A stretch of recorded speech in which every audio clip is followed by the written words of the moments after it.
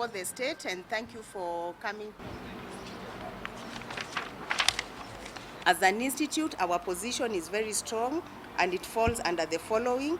One, we support our members. ICPAK stands firmly with CPA Andrew Rotich and commends his consistent display of professionalism.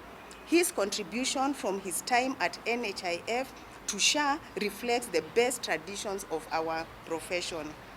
Again, we demand fairness in the process.